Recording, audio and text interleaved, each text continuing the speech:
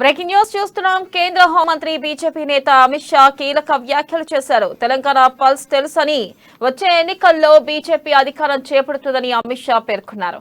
Telangana assembly ఎన్నికల్లో అత్యధిక సీట్లతో అధికారం చేపడతామని ధీమా వ్యక్తం చేశారు. ఓ జాతీయ మీడియా సదస్సులో పాల్గొన్న హోంమంత్రి అమిత్ షా తెలంగాణలో బీజేపీ పాకపై కీలక వ్యాఖ్యలు చేశారు. బీజేపీ సౌత్ ఎంట్రీకి తెలంగాణ గేట్వే అంటూ పేర్కొన్న అమిత్ షా ఖచ్చితంగా తెలంగాణలో పాగా వేస్తామని తెలిపారు. తెలంగాణ అసెంబ్లీ ఎన్నికల్లో భారీ మెజార్టీతో గెలుస్తామని, తెలంగాణలో తప్పనిసరిగా మార్పు వస్తుందని తెలిపారు. తానే స్వయంగా తెలంగాణకు వెళ్లి తీరుతానని, బీజేపీ అధికారంలోకి రావడం పక్కా అంటూ పేర్కొన్నారు.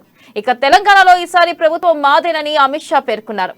కింది స్థాయి వరకు ప్రజల నాడి తనకు తెలుసునని, తెలంగాణలో బీజేపీకి గాలి వీస్తుందన్నారు.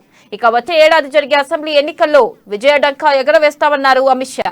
తెలంగాణకు వెళ్లి పార్టీని గెలిపిస్తామన్నారు. ఓవైపు కేసీఆర్ బీజేపీపై యుద్ధం ప్రకటించిన నేపథ్యంలో అమిత్ షా వ్యాఖ్యలు ఆసక్తికరంగా మారాయి.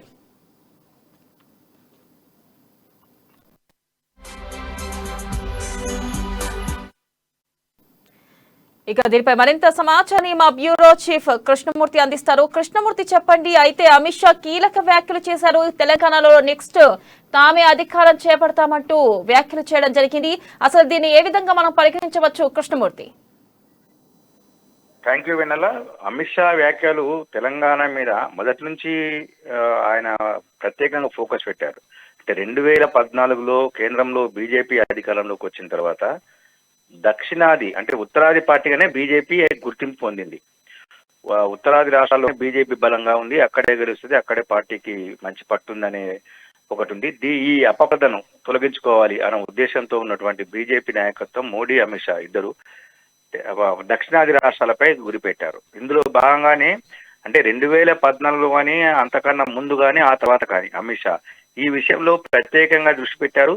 కారణం ఏంటంటే తెలంగాణను దక్షిణాది రాష్ట్రాలకు హబ్గా చేసుకోవాలి. తెలంగాణలో మొదలుగా దక్షిణాది రాష్ట్రాల్లో తెలంగాణలో అధికారంలోకి వస్తే మిగతా రాష్ట్రాల్లో అధికారాన్ని విస్తరించుకునే అవకాశాలు ఉంటాయి అనే ఉద్దేశంతో ఉన్నటువంటి అమిత్ షా గతంలో కూడా చాలాసార్లు 2016, 17 ఆ ప్రాంతంలో కూడా చాలా సార్లు రాష్ట్రానికి వచ్చారు. రాష్ట్రంలో ఈ విషయం చెప్పారు కూడా. అయితే ఈ తాజాగా జరుగుతున్న పరిణామాలు అంటే మునుగోడు ఉప ఎన్నికల్లో బీజేపీ కొంత అపజయం పాలైనప్పటికీ పార్టీ శ్రేణుల్లో ఏమాత్రం విశ్వాసం కోల్పోకూడదు అన్న ఉద్దేశంతో ఉన్నటువంటి అధిష్టానం ఎప్పటికప్పుడు పార్టీ నాయకత్వానితో చర్చిస్తూ అవసరమైతే నాయకులను ఢిల్లీకి పిలిపించుకొని మాట్లాడుతున్నారు. ఇదే సమయంలో బీజేపీ బలపడుతున్నది. బీజేపీ బలపడితే తమకు ఇబ్బంది అనే ఉద్దేశంతో ఉన్నటువంటి సీఎం కేసీఆర్ కూడా బీజేపీని ఎదుర్కోవాలనే ఉద్దేశం పకడ్బందీ వ్యూహంతో వెళ్తున్నారు.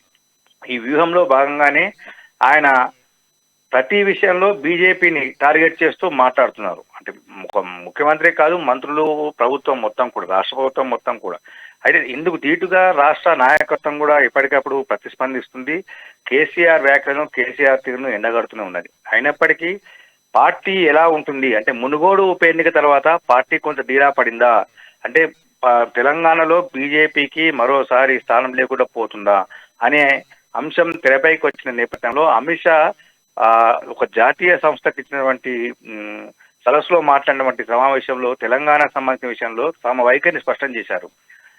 ప్రజల్లో అనుకున్నట్టుగా అంటే రాజకీయ నాయకులు అనుకున్నట్టుగా రాజకీయ విశ్లేషణలో భావిస్తున్నటువంటి దీంట్లో ఏమాత్రం నిజం లేదు. తెలంగాణలో బీజేపీ బలపడుతున్నది.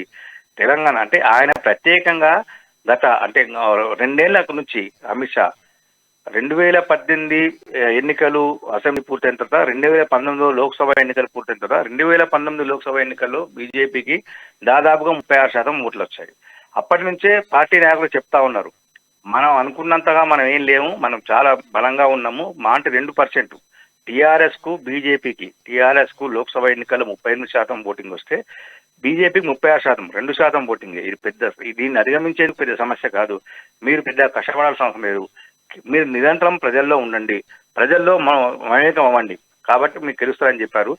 ఈ తరుణంలోనే మరోసారి మాకున్నటువంటి శాతం ఏంటిది అనే విషయంలో వివరాలు సేకరించేందుకు ప్రత్యేక బృందాలను రంగంలో నుంచి ఆయనకు అమిత్ షా తన వ్యక్తిగత బృందాలను తెలంగాణలో దింపి ఆయా నియోజకవర్గ ఏ నియోజకవర్గంలో ఏ పార్టీకి బలంగా ఉంది, బీజేపీ తరఫున ఏ అభ్యర్థి పోటీ చేస్తే విజయ అవకాశాలు ఎక్కువ ఉన్నాయి, ప్రజలు బీజేపీ నుంచి ఏం ఆశిస్తున్నారు, రాష్ట్ర ప్రభుత్వం పైన ఏ రకమైనటువంటి అభిప్రాయంతో ఉన్నారు అనే విషయాలను సమగ్రంగా సేకరించే కార్యక్రమం ఎప్పటికప్పుడు చేపడుతూ ప్రతి 3 నెలలకు ఒకసారి నివేదిక తెప్పించుకుని అక్కడ ఉన్నటువంటి ఒడిదుడుకులను తప్పులను సర్దిద్దుకునే కార్యక్రమాలు చేస్తున్నారు. అందులో భాగంగానే అమిత్ షా ఈ కీలక వ్యాఖ్యలు చేసినట్టు మనం భావించవచ్చు. Vennela. Right Krishnamurthy, thank you.